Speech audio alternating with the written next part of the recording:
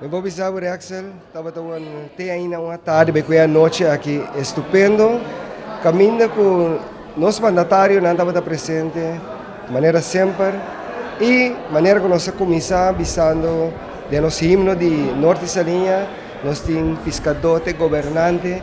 Para nós, Norte Salinha, estava um honor a ver de nossa celebração, de 8 celebrações de Dia de Norte Salinha, com nosso deputado, senhor Edson Cecília, muito de bairro de Norte Salinha.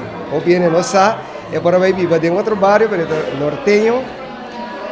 Nós, que sabemos interino, quase é parte oficial, também da nortenho, pois para Norte Salinha daqui mais melhor nós estava daqui. Nós deu a tarde estupendo, caminho com nossa começar que parte de mascarada que tem nossa característica de Norte Salinha.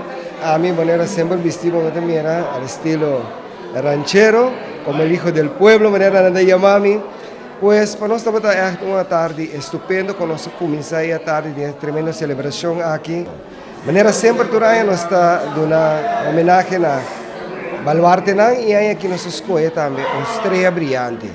Pois nós estava a tarde, a noite, senhora Laura Assunção Tillman Eisen, que é a única pessoa que tem toco na Norte Salinha, toco criollo da terra, maneira de dizer, nós que quase todo toco, todo supermercado, todo chinês, então tem que falar chinês, mas tem vários de Norte Salinha aqui, que tu vai, nós tem toco Laura, que está vendendo seu produto na que tu vai.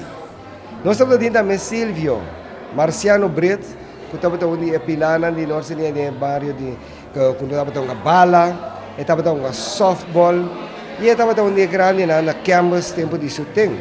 Nós estamos aqui também Benito Marcelo Anthony, eu conheci como Benny Police, que também há sua homenagem à noite.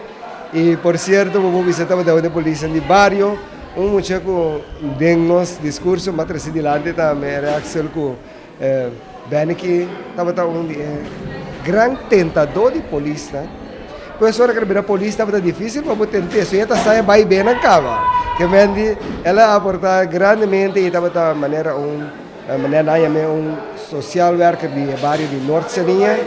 Pois estava dando conselho na turma maior que tinha muito na tiki mala muito na tempo na estava daí que se capeni e caminho com Benny é mais aplauso a estava a hora com uma visa com Benny Anthony estava um dia pouco quase uma visa um dia único polícia que por aí chega a apresentar problema grande que tinha que o boss que estava tendo sem pistola, sem club e para peleia ou para pleitamento e respeito estava a plantar nessa hora nesse sítio.